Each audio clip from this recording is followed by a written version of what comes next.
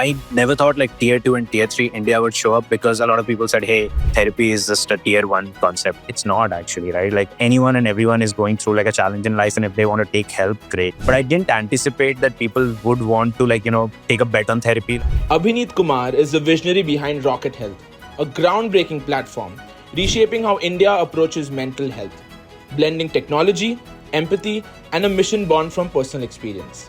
There's this concept nowadays, it's not me, it's my inner child. Like that experience molded me in a way where I was more self-confident and, had more self-belief. And that mental fortitude kind of took shape from there on.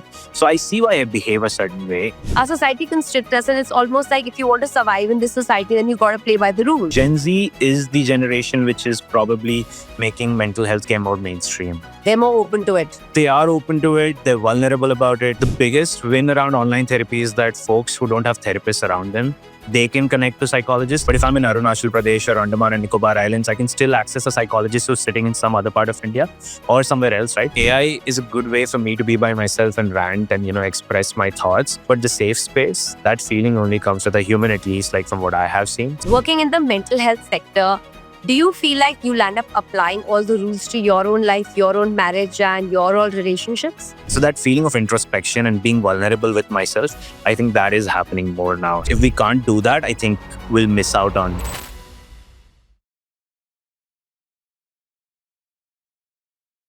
So, Abhineet, for those who may not know you, can you tell us a little bit about who you are, what inspired you to start Rocket Health, and why you in the mental health care space?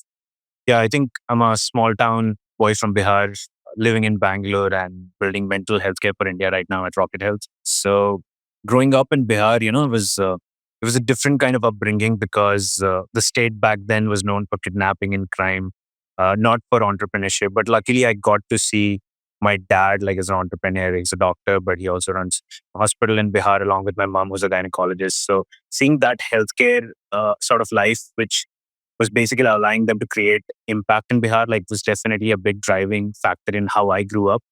Uh, Ended up, stumbling across some major cities in India, moving around, a couple of different countries for study and then work.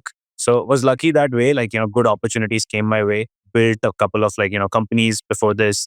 And then Rocket Health happened probably around COVID, second wave. And this was at a very precarious time because before that, I was in the US. I was in Texas. I quit my gig there around COVID, came back to India, and my sister and I, we were hanging out at our parents' house in Gaya, Bihar. And we saw that COVID was a big challenge for everyone, especially the second wave. And we wanted to do our bit to give back to the community. We had access to a lot of doctors through our hospital, through my sister's, class, like medical school, and so on, right? And we just wanted to bring these folks online and get other folks to access COVID primary healthcare, like where you can talk about whatever you're undergoing, symptoms to do with COVID, and get some preliminary help. Also, COVID really helped us seek help or seek, I would say, medical assistance online. Online. Because before that, I think we lived in a world where everything had to be offline. True, true. I think COVID was an outlier, right? Whether it was for e-commerce or digital health, like for us. Before that, every healthcare company which went online struggled a lot. Post-COVID, you and I, we would probably do a digital healthcare consult very comfortably. It was Correct. very normalized. So when we were doing that volunteer effort, helping people with COVID, we ended up helping, and that's when we saw that mental health care was a big gap, right? Many people came to us and they said, do you have therapy? Do you have access to a psychiatrist? And we did not back then. We never had the intention to build in mental health care, but seeing all of us also go through some of the other challenge during COVID with mental health, it just dawned upon my sister and I that, okay, this is something we can build on. Before that, we never thought we'll build a healthcare venture. In fact, the Rocket Health website, which we shipped for COVID, was done in a couple of hours, and it worked out well. And we thought it'll just be a project and we'll close it and we'll do something else. But from there on, a new journey began. We started thinking about how can we build a mental health care brand in India. See, the thing with mental health care in India before COVID was there were companies who were trying to do it. So, India obviously is a large country, and I think as a society, by and large, in our country, therapy is not something that we talk about. Mental health is something not that is openly spoken about. It's still taboo in most regions. And you coming from a region where I'm sure it wasn't okay to talk about it, it wasn't a common platform that everyone spoke about. I think this has been an absolutely brilliant project that you came up with. And I think it's commendable that you saw the gap and, you took off from there. But tell me, do you think there are still huge misconceptions about therapy in India? I mean, obviously, I think COVID definitely changed a few things, but there's still a lot of stigma around taking therapy. I do see it changing though when we see users come from tier two, tier three India and accessing therapy sometimes from their rooftops and sometimes even while they're driving or like, late at night because everyone in their family is asleep and they don't want to be seen going to therapy. That challenge is there, yes. But I think that's where, you and I come in, like when there are conversations around mental health and when people eventually like spread the word around like how therapy really helped them or how talking about what they're struggling with helps them. I think that's very valuable. So it's shifting a lot. Our mission at Rocket Health is to cancel the stigma when it comes to mental health. And I think we're trying to do our bit through our content, through the kind of healthcare we have developed. So yeah, I think I do see in the next 5 years, a lot of it will become mainstream. Even when you look at celebrities like Virat Kohli or Deepika Padukone, when they talk about mental health, they do a big bit for the society as well because They're normalizing it. they are right. I think seeing their stories, a lot of us took inspiration and we became vulnerable when we share our stories on Instagram tomorrow, right? And we're openly talking about mental health. In fact, I hear from a lot of my family members when they're at weddings, they're talking about like who someone's therapist is, and that was not heard of like 10 years ago, 5 years ago even. So that's a change, I think. Absolutely. That's a huge change because people definitely didn't speak about therapy as normalized as it is today, let's say 5 years ago. But you and I are hoping that we change it to a large extent and it becomes absolutely okay. And it's not just about therapy, the word therapy, it's perspective. Sometimes we just lost and all we need is someone to give us perspective. It's not always that you have a mental condition or you really have a mental health issue. It could be your day to day life. Right. And all we're doing here is trying to go to a professional who will have a third party perspective and give you perspective on life, on your problems, on your relationships, on financial issues. Someday you're stuck. You are not able to get out of your mental state yourself because mostly what happens is you're in your own head, right? Right. And that's the space people get stuck in. And a lot of people, even now, they're like, but why therapy? They ask me, why are you talking about mental health? What if I don't have it? I don't have those issues. But it's like, it's not an issue, it's not a disease. Right. It is everybody going through something and not being able to tackle it or not being able to tackle it correctly. That's my perspective. So we're talking about mental health from that perspective that, hey, you are going through this, I'm going through this. Here is a professional sitting here who has gone through it. If we can overcome it, you can too. Right. That's all that is. It's like inspiration. And I think you've been a great inspiration in the mental health space. But do you think that there are still things that you see that have come as a huge surprise in the mental health space? I think, like you said, the biggest misconception around accessing mental health care is, hey, would I be strong enough? Considered strong if I access therapy. That's a big like myth around the whole mental health care ecosystem. People feel like, is it okay to be vulnerable? Like nobody really wants to talk about that. And I think that's something which we're trying to change. I would only like to say one thing that when you're going through a tough time in life, I think it's good to just have a conversation, not necessarily even with a psychologist, right? Like when you open up with your friends or your family, I think it starts helping you a little bit. And even therapy for that matter, it's not like a therapist gives you life advice, right? Like Yeah. a therapist is more like a, place where you can have some self-reflection, where you get an additional perspective and then you figure out your way ahead, right? Yeah, no one's sitting there giving you solutions. It's Nobody not is. like a stomach doctor or a liver doctor will say, eat this pill and you'll be fine. Right. Therapies and counseling is more like you very correctly said, it's perspective. Right. And it is self-talk. It is almost like addressing your own issues loudly. Right. Because we suppress them, right? We suppress our day-to-day thoughts and we suppress our day-to-day emotions, thinking, who has time for this? Forget it. Let's move on. What are some of the very surprising reasons you think people access therapy, which is not normally talked about? I would say I was surprised when people went to therapy just like how they go to a gym, meaning they go to therapy quite frequently to have check ins with their psychologist. That was surprising to me because, so yeah, I think we really thought that people would seek help only around, when they're struggling through anxiety or depression or their relationship struggles or work life balance. But what has come to be a surprise to both Ritika and I, my sister and I, is that people go to therapy uh, just like they go to the gym. They go to their therapist quite regularly, like once a month. And in a way, they use it as a place to bounce off ideas sometimes, to introspect also, not just to solve specific issues. Sometimes they do come with specific issues, they solve it, and then they come back again. And, it becomes an ongoing therapeutic relationship. And I really didn't know if that concept would fly in India to a larger degree, but it does. Like I've seen a majority of our users, have that kind of behavior. So I think that's been a surprising thing for me as well, where therapy is a safe space where they can come in and, they can get to know themselves better and then improve. Also, therapy in a very common term is going to a therapist, sitting in a room, having a conversation. Movies, social media, TV shows all promote that kind of visual interact of how therapists and therapy works. Right. But your platform is completely online. Right. And I think advantage being you don't have to tell anyone about it. I don't, my mother and my sister, my husband doesn't have to know I'm doing therapy. Right. Advantage being I don't have to actually physically take out time to go and visit somebody. So I'm driving to a therapist, I'm sitting there, I'm driving back, I'm leaving office, I have to explain to so many people. So that's a second advantage. But do you think there's a disadvantage of not actually meeting with the person and speaking to them only online? Is there some disadvantage where you feel like they might not get me because they can't, get a feel of me? So, largely we see therapy as me going to a therapist, sitting in a room and speaking to a therapist, trained psychologist, counselor. Social media, TV, movies, everybody shows this picture of what therapy looks like.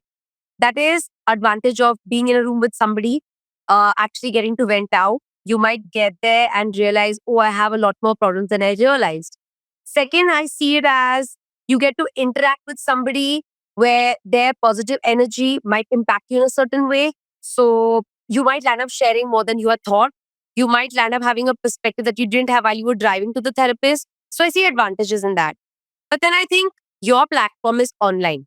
Now, the advantage again on the online platform, I don't have to tell anyone about it. My parents, my sister, my brother, my friends, nobody has to know I'm seeking it because it's online. It's almost like it doesn't exist, right? No one has to know. It can be very, very secretive.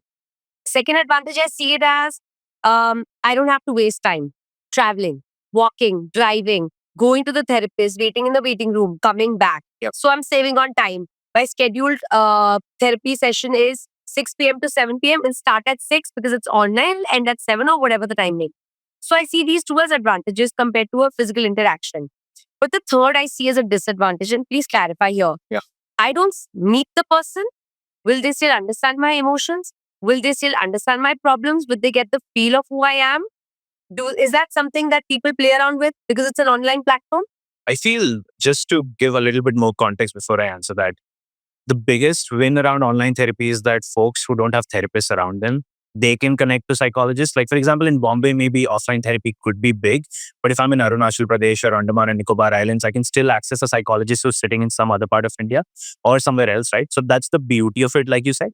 And with offline therapy, obviously, rapport building could be very different, where like two people are sitting there. Right. Online therapy, from our experience, we've done more than 120,000 therapy sessions till date. And what we have seen is rapport building is just as normal, because I think what happened in the post-COVID world was the online interactions really like showed you what building rapport could be like, especially at the workplace. Yeah, Zoom became life. Zoom became life, right? So I think the positives around online therapy are just way too many. And I feel people prefer not commuting in this insane traffic, if they're in bigger cities, especially, or if they don't have access to psychologists, if they can get someone within an hour to like take a therapy session with. I think that convenience is just like way, too much of a win for a user to really think about offline therapy. Rapport building, I've seen like folks take 30, 40 sessions with the same psychologist over like the last 1.5, 2 years. Wow. So it means people are able to strike a rapport. It goes on to say, a lot about the psychologist, if they're able to build rapport with you or not. So whether offline or online, I think it totally depends on the psychologist. Yeah, I mean, I have a very funny way of looking at it. It's almost childlike. So I feel like if there are three maths teachers and there's one I really connect with and I perform the best, it's not that the other two are bad. It's just that I connected the most with that maths teacher and they were able to hone my skill. Right. It's almost like that with therapy and psychologists or counselors. It's like, who do you strike that balance with? Who do you feel like you strike a chord with? Yeah. And I also have people, who come around and say, I tried therapy, it didn't work for me. I didn't feel like the therapist or psychologist understood me. or I spiraled more. And I just always encourage them, like, maybe it was your first try. What about your second? When I started swimming, I think I was 5, and I hated my first swimming teacher. And I almost realized that I don't want to ever swim in my life, and I didn't like deep water, and I always had fear of water.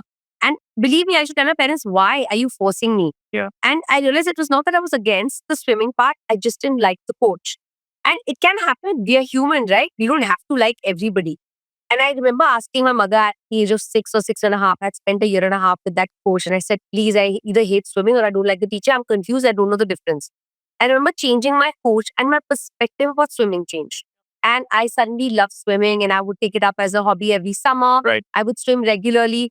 It became a school activity as well. So I think sometimes people have to see it like that. Like, it's not necessary that the psychologist is bad. You probably just didn't strike a rapport. You probably didn't strike a common chord, and they didn't understand you. It's possible they are also human. It's not like they're sitting with a list of ingredients like a medical doctor would, that if you ate a Zintac, your stomach would be good. It's not like that. It's more like understanding. And they could be working at a different wavelength. So I think people have a lot of misconceptions on that also. If it didn't work once, it never work. It's not something for me. I think it's something for everybody. I would say that a lot of times when people are vulnerable in their first therapy session, they give out a lot of, themselves in that session. And if the fit is not there, usually I would hate to go back to another psychologist. And that becomes a challenge for someone who's going to therapy for the first time, to have patience and to retry and persist with it. And that's where I think one of the core things which we like doing well at Rocket Health is just matching you with the relevant psychologist. Most times it works out really well, but if it doesn't, like, it's very important to get the right psychologist so that your rapport is there. Otherwise you wouldn't want to really go on that therapeutic journey with your psychologist. What is the interactive ratio on a monthly basis on Rocket Health? I would say sometimes, I've seen users who just come in and they want to like take multiple back-to-back therapy sessions in a month. They would come back twice or thrice, maybe weekly even, right?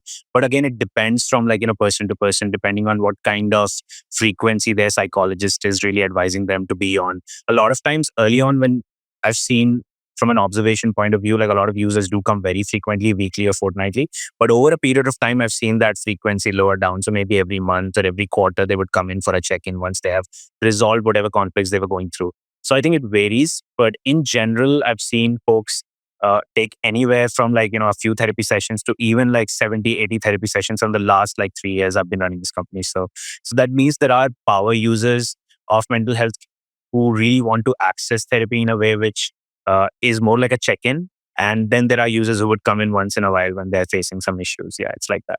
What is the difference of users in terms of what is the percentage of users Gen Z and what is the percentage of users that are millennials? Yeah, I mean, it's very interesting. So Gen Z is the generation which is probably making mental health care more mainstream. I think they're more open to it. They are open to it. They're vulnerable about it. Maybe they also, like to talk about this with their friends a ton. And that's great, I think, for the whole country. And that's great for mental health care in general.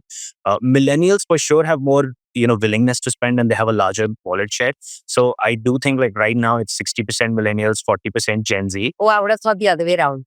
Millennials, I mean, I think millennials are the generation which probably are starting to like behind the doors take therapy and not talk about it. Well, hence online. So hence online works out. And Gen Z would make it more fashionable and would make it normal. So that's okay to like, you and I being vulnerable, it's totally normal. I think Gen Z is that generation. And I think as time goes on over the next few years, I do anticipate Gen Z to like, probably like take more therapy. It's going to happen. Like it's already starting to happen. But a lot of them who are just graduating out of college, even they are open to like, talking about their problems, which is rare. Like when I was growing up, like that was not the case actually. Yeah, you actually consulted your two friends who were as lost as you. It was blind leading the blind. Right. It was mostly like that. The other thing which has surprised me, I never thought like tier 2 and tier 3 India would show up, because a lot of people said, hey, therapy is just a tier 1 concept. It's not actually, right? Like anyone and everyone is going through like a challenge in life, and if they want to take help, great. But I didn't anticipate that people would want to like, take a bet on therapy. Like if I'm in Bihar right now in Gaya, like, but I do see users come from like, small towns as well. I'm not surprised actually, because what I have realized over my span of 20 years of working is tier 2, tier 3 folks are more open to change. Right. They are more open to trends than people in tier 1, because tier 1 are very confined in what they think is okay and what they think is not okay. And it takes them time to change. But what happens in tier 2 and tier 3, because their lives are simpler and I think they have a lot more time, they catch on to trends faster. So if they hear of their friend going through therapy, they'll be open to it. Yeah. But like in tier 1, they'll be like, oh, she has so much time on her hands. They just want to explore the concept because someone's told them. So I think the attitude is quite different. They're more flexible. Yeah, they're more flexible and I think they're more open to listening to what is happening in the world. And if they think that's something that they understand or they want to understand, they'll go for it. Right. And I think tier 1 folks, like, they like to believe they're too busy, right?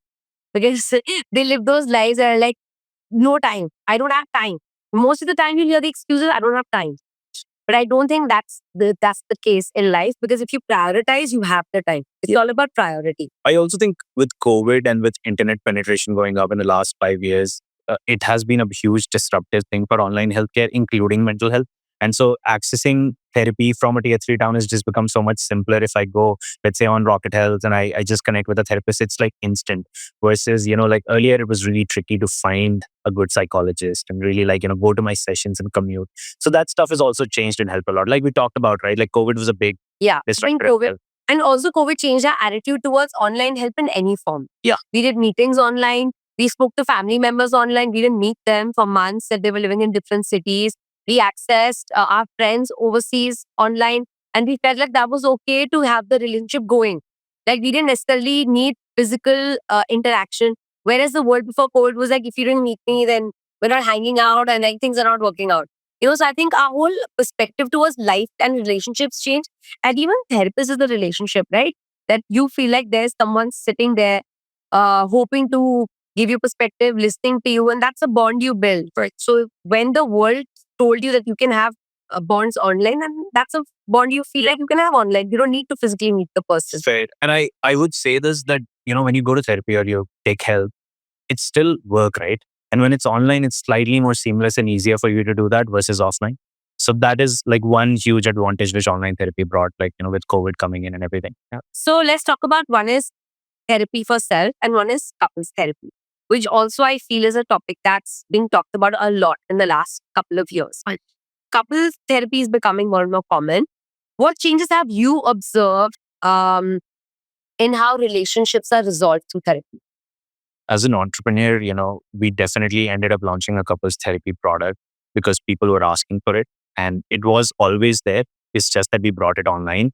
And one thing which I've seen, which has been a common thread, is a lot of folks come in with this anticipation that they'll have an instant solution to their relationship gaps or whatever fixes they're seeking. But actually, it's work, right? At the end of the day, figuring out what the gaps are and really working on a relationship takes time. And even with couples therapy, I think they help you facilitate it in the right manner. Like there's definitely a joint session, and then you also have to have individual sessions with your psychologist because you require more inner work also, as much as you require probably work as a couple.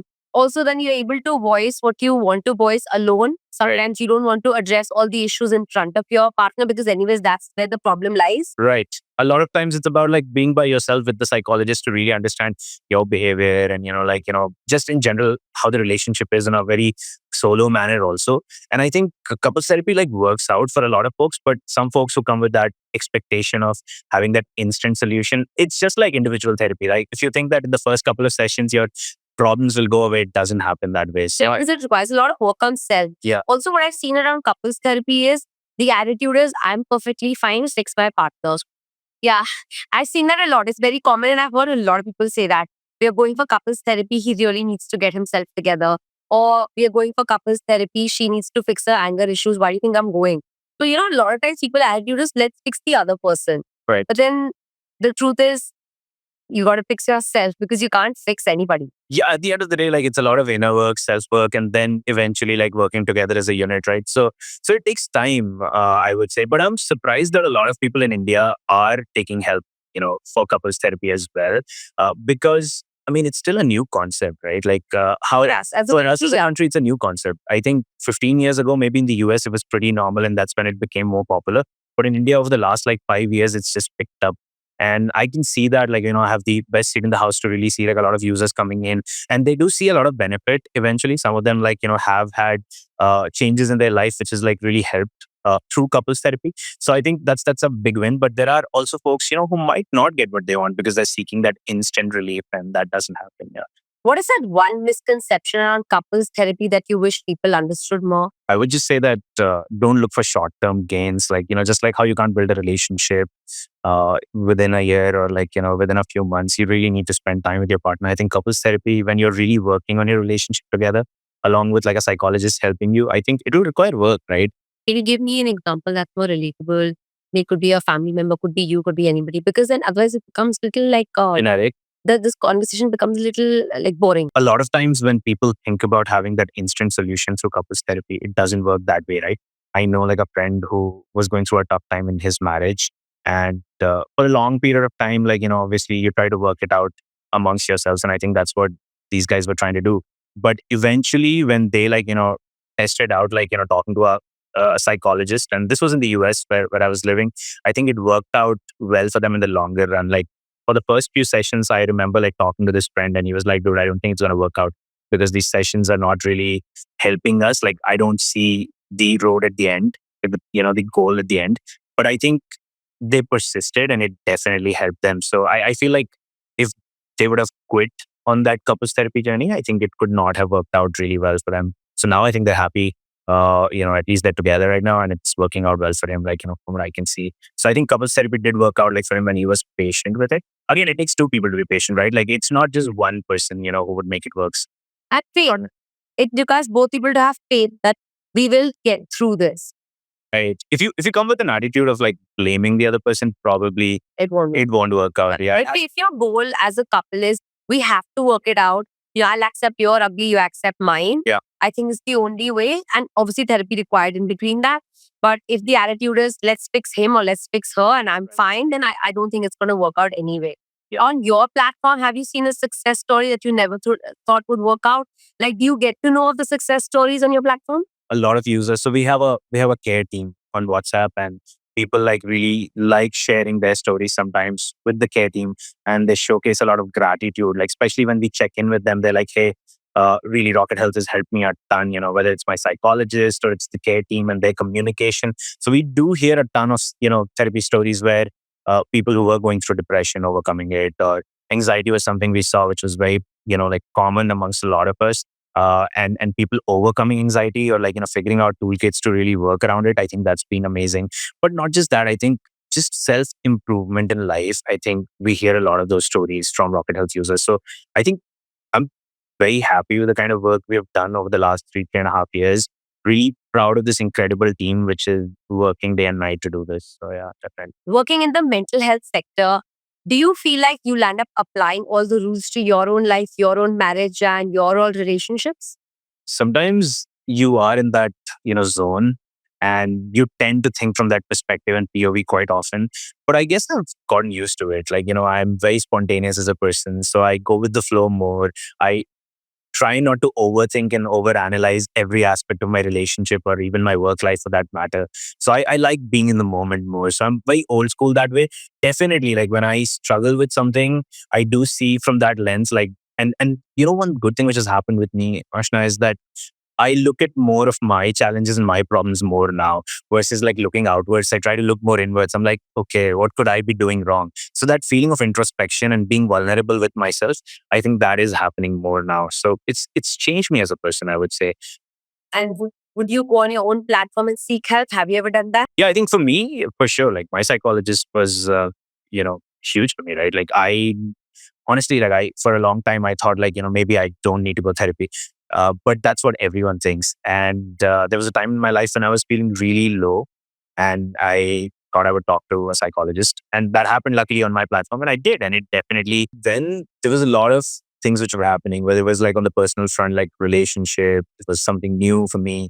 My work like really picking up momentum, and I think with that, like everything gets mixed up, right?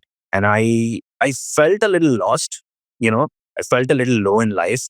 And that's when I ended up like going to therapy. For the first few sessions, honestly, I also felt like, I was opening up a ton more and I was being vulnerable. I didn't know how it's going to help me, but I felt better.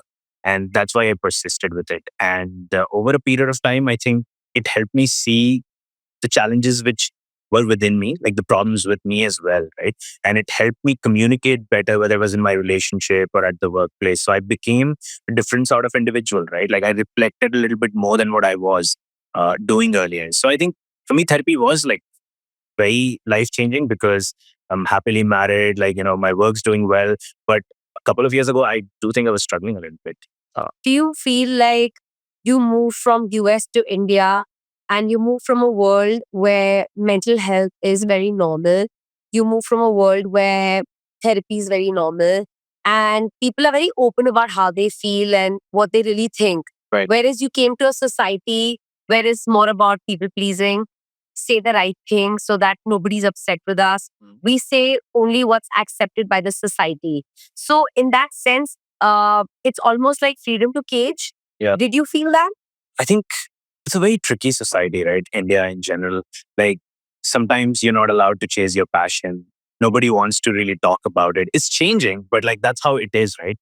Similarly, I think in the US, like it's just an excess of everything, whether it's consumerism or like people talking about passion, they'll go on a gap year for a couple of years and they'll forget about college. Stuff like that does not really happen in India. And for a long period of time when I was growing up, I did feel like, when I was dropping out of college, by the way, I did drop out. And a lot of my family and friends wrote me off, right? Thinking, why is this guy dropping out of a really good engineering college? I dropped out because I was not really passionate about what I was studying, but nobody really understood it, back then except my parents probably, and their support helped me to kind of like overcome it and go through it. So yeah, it's definitely different. In the US, I met a lot of folks, who had taken gap years and who had dropped out, and it was very normal for them. So it was a surprise for me. Similarly, in mental health, I think they would, I know a friend I met today, like, he talked about like when he was feeling low with his mom. That's not something we do like usually in India. I would not really want to tell my mom, hey, I'm like feeling low. Usually I wouldn't do that. And it's a very normal thing. Most of my friends, like especially with guys, I think it's even more, right? Yeah. Uh, The societal conditioning is to not talk about emotions. yeah. And in general, also Indian families want to keep their problems private and they really don't want to That's be what I'm vulnerable. saying. Yeah, right. We came from freedom to cage. What was that like? Because here you can't really be open about how you feel, what you think, and show your true colors in that sense Yeah. because our society constricts us, and it's almost like if you want to survive in this society, then you got to play by the rules. Right. When I came, this was COVID. So it was really tricky, more so because I was at home with my folks after a really long period of time. So you have to know that I've been out of my home since I was 16. So coming back at 30 and, just like hanging out with my parents, uh, obviously I had quit my job and I had to figure out a lot of things, what to do next. I did feel like sometimes, like, how do I open up? How do I connect?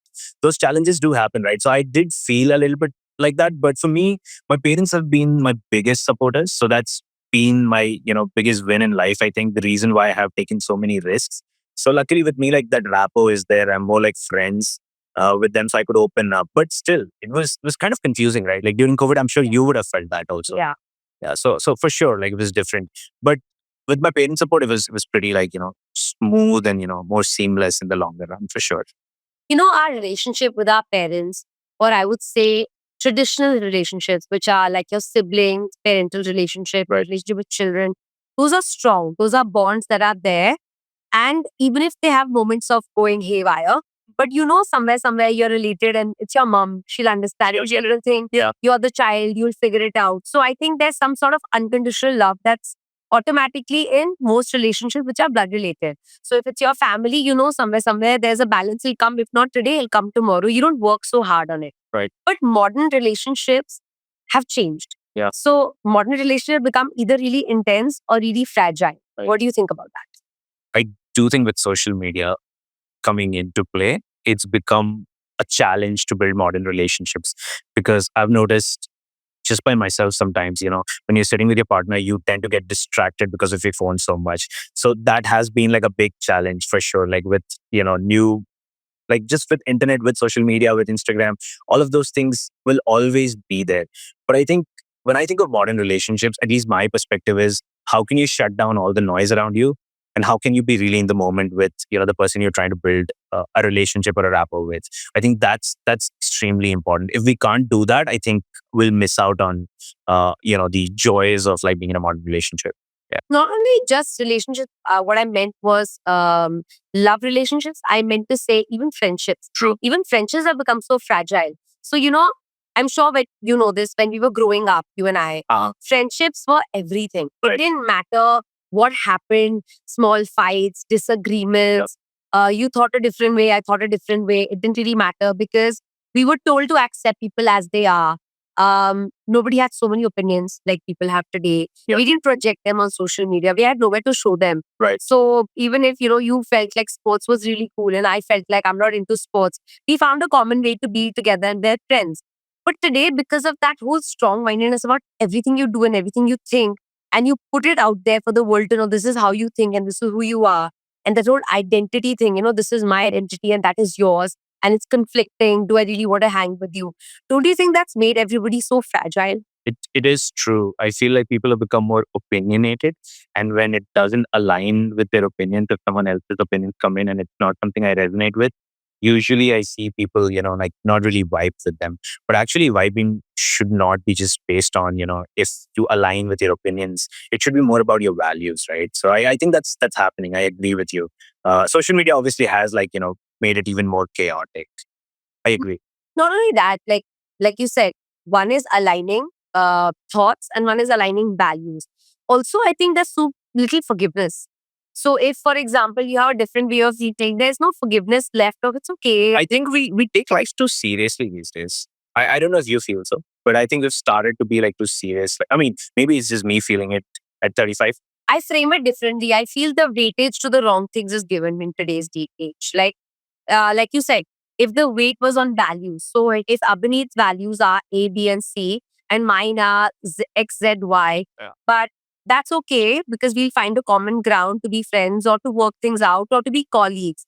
But today has become like, oh my God, he's from a different planet. We can't hang out or we can't work together. We can't be colleagues. We can't be friends. Yeah. So I think that whole, bending towards somebody else's values or trying to understand it's become very like my thought process, my way of thinking, my way of being. My way or the highway. Yes. Basically. Yeah, I think it's pretty common now. Yeah, you're right. But I do think that the only way to counter it is if you are willing to embrace the other person, right? Diversity of thought and action is important. I do see that changing also. I shouldn't say like it's all that common.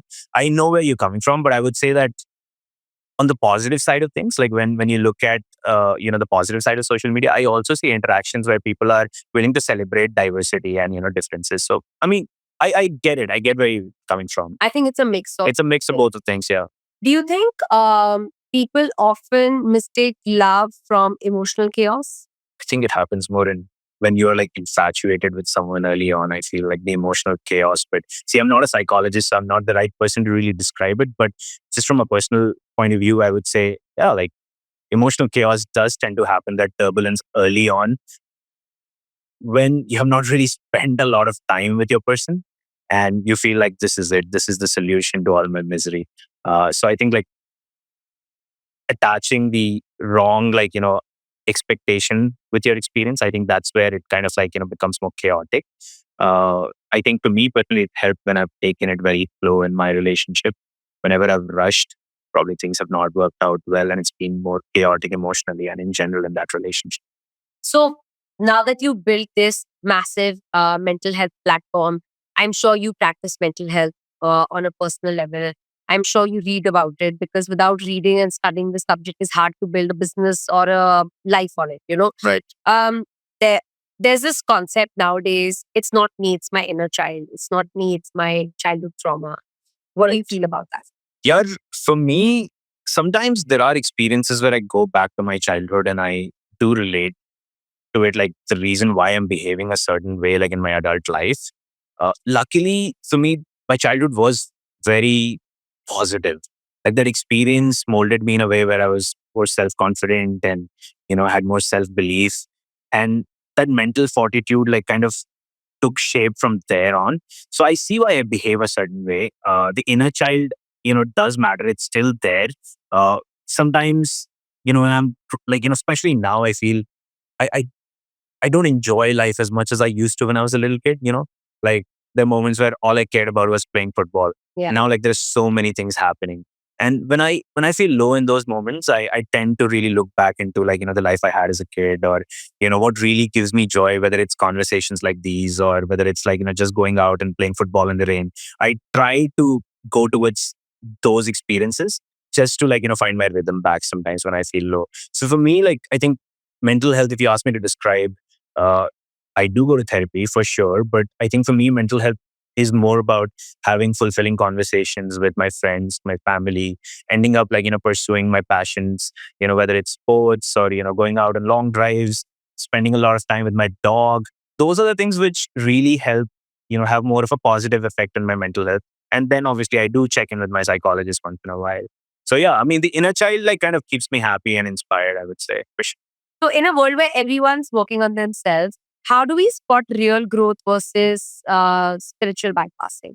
I think you feel real growth. You feel that you're more calmer. Uh, you feel you're more patient with yourself and with others. At least that's what I've experienced. You feel more joyous. Like, I think internally you feel happier. But even when it's surrounded with, let's say, negative energy, at least for me, I'm able to shield myself from that. And that's something which didn't happen to me instantly. It took a lot of work uh, to be able to, like, really focus more inwards than outwards. So I think real growth, like, you would experience it, you would feel it, you would be more happier. Yeah, spiritual awakening, sure. Like, I mean, I think both worlds could collide in my opinion. But there are different ways people derive, their spiritual journeys also. So I think, like, if it works for you, great. What is self growth to you? Think if I could be happy the next year, and I could accomplish a little bit of, like, newer goals, and I have some momentum in life, I do find that, like, very growth oriented. So that's basically self growth to me. Like, if I'm able to derive joy, slightly more than what I did last year, um, I could achieve some new goals, and that sense of accomplishment, like, gives me more joy and fulfillment. I think that's something which is self growth for me. Where do you see Rocket Health's role evolving in the next 5 to 10 years in transforming mental health care in this country? I think the journey we are on is to build the mental health care infrastructure in India. When we started, you have to understand that there were not a lot of brands really trying to take therapy online. So we had to kind of build the supply side of it as well, like really work closely with a lot of counseling, clinical psychologists and psychiatrists, get them to come online. And then also bring the demand side, which is like, get users to really know about therapy, create awareness, and then match them with psychologists, right? So it's still very early days for us. Like, we're at probably 110% team right now. We do almost 10,000 therapy sessions a month. And I think India is a big country. Like, it's, probably a billion strong country, right? So I think we could, like, grow further more in the next 10 years. I do see in the next few years growing online, like, we can go massively, maybe 10 times of what we do, maybe 100 times of what we do. Even that could be less. The other side of thing is that we could also build therapy, like, in a way from India, we could give therapy to the world as well, right? So a lot of our users are international right now, like, probably 7 to 8% of our users who mostly Indian diaspora. We feel like, there's definitely an opportunity to, like, bring Indian psychologists for Indians living abroad as well. So that's something we could do as well. So hoping to kind of invest more time, energy, and capital in this to grow mental health care in India, to, like, kind of take it global as well. And with AI coming in, I do think that, there's an opportunity to build more tools and, more products which would enable productivity for the psychologists out there, and which would also make life easier for us. Sometimes when we don't want to go to or talk to a psychologist, we could, like, probably leverage an AI journal for that matter. So maybe building more AI products also in the next few years. I think I do see ourselves doing that. Do you have a vetting process of how somebody can come on your platform? How do you decide that this is a genuine psychologist and this is not? See, I mean, the baseline is obviously going with the qualifications, right? But that alone would not suffice, because you require, like, folks who can build rapport with the user. At the end of the day, the vibe really matters. To be able to kind of vet someone for their vibe, like, there's a 4-step process we have at Rocket Health where, maybe the first round is obviously like the early screening, but eventually you have to do, like, demo therapy sessions, right? And multiple psychologists, a lot of our healthcare leads end up watching that demo therapy session, really seeing how your vibe is with a client, right? And once, like, everyone's on board, then comes, like, a founder round, and then we eventually onboard a psychologist. So Yeah, because is not just bookish knowledge, you know. Yeah. It's like when you study a subject, you could be master at physics. Right. But if you have to apply it and make a career out of it, it'll be very different to being just good at studying it. So the same with psychology. Maybe you studied all the concepts, maybe you know all the diseases, maybe you know all the conditions, you know, by heart because you studied it for how many ever years. But then to be able to speak to somebody, to really get through to them, it's a completely different ballgame. Yeah. You know, being a good student of psychology and being a good psychologist, I think there's a vast difference there.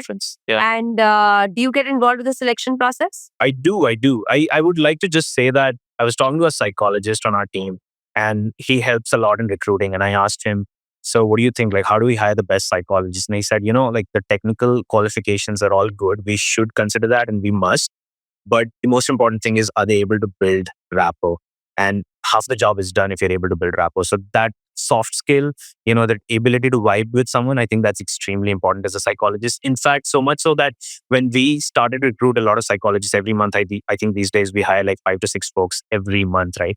And we had to build our separate academy where we could train a lot of psychologists, especially early career grads who come into Rocket Health applying for a job. A lot of times we were not able to get them a chance to work with us because they did not have online therapy experience. So we invested on building something called Rocket Academy where early career grads can come in and upskill. A lot of these folks we end up hiring because, they align with the kind of ways we deliver online therapy. It works out because we have learned through the past 120,000 therapy sessions we have done, we've learned what really works to deliver that good therapy session or high quality. Because I think there is a different skill set required to be able to speak to somebody, especially when they're not physically interacting with you. So when somebody enters a room and sits with me, for example, if I have to counsel them, I'll sense their energy, I'll sense their body language, I'll see how they're looking. If they're looking disheveled, they're obviously not in a good space in life. They have put themselves together. Right. They walk in, they're clumsy, they sit down, they don't have any energy in them. There's a lot of things that you may understand about a person when you actually meet them. But I think online would require a different skill set altogether to hear from somebody and understand very immediately what are the underlying issues. One is a person saying, I'm not happy with my partner, for example, or my son is not doing well at school, is really giving me anxiety. Let's say somebody's complaint is that. But then to really understand, it's not that the issue is somewhere else. Just on an online call, it can be difficult. It could be. Yeah, it could be. It could require a lot of different skill sets. And I hope that's something you're looking into. At the end of the day, I think it matters if you can create a safe space for me. So if you're a psychologist, if you can create a safe space for your clients or your users, I think that's the best way to look at it. And that requires the ability to build rapport, right? Like making me feel like the warmth of being vulnerable, and only then I'll open up with my problems. So yeah, I do agree. We do tend to prioritize that a ton. And in fact, as I said, we're investing a ton in upskilling and training newer psychologists along those lines as well. Because if we have to scale from a team of 80 odd psychologists to 800 psychologists with Rocket Health or even more, I think training and development becomes a big part of this. Yeah. So I've been reading online that AI is a huge part of how people are seeking therapy nowadays. I keep seeing all these memes and posts. I asked my AI tool XYZ about my problem and they were able to figure it out. Who needs a therapist? It's almost like a joke, a meme that I've been coming across. What are your thoughts on that? I mean, everyone talks to ChatGPT these days, right? And that's perfectly okay. I think that just, to me, it feels like people are more self-aware if they're willing to kind of, engage with AI.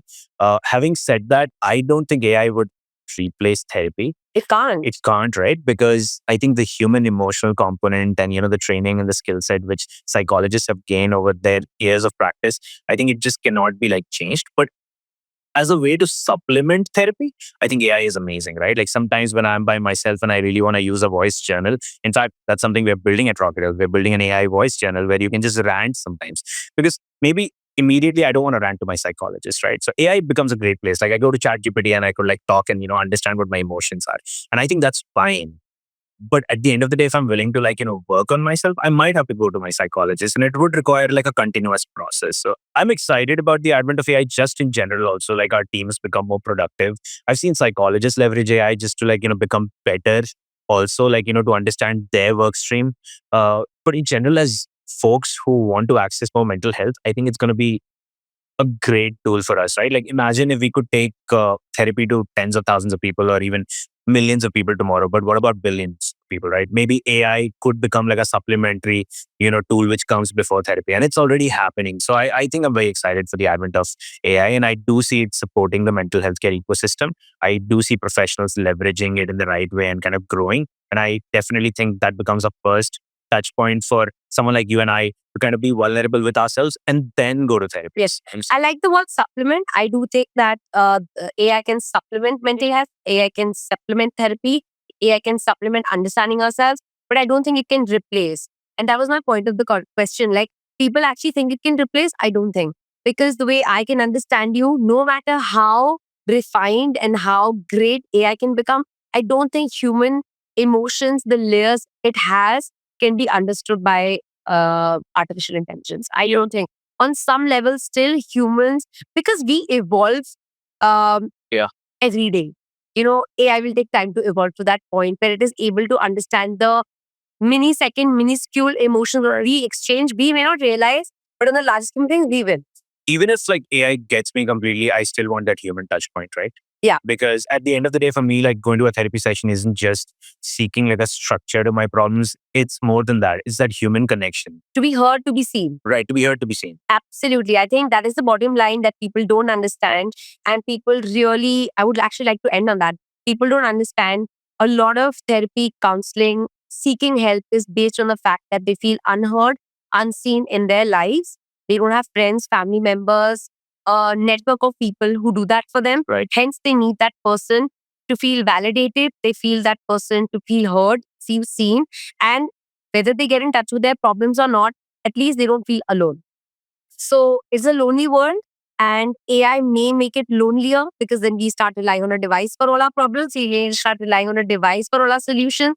But human touch is very, very important. I think AI is a good way for me to be by myself and rant and, express my thoughts.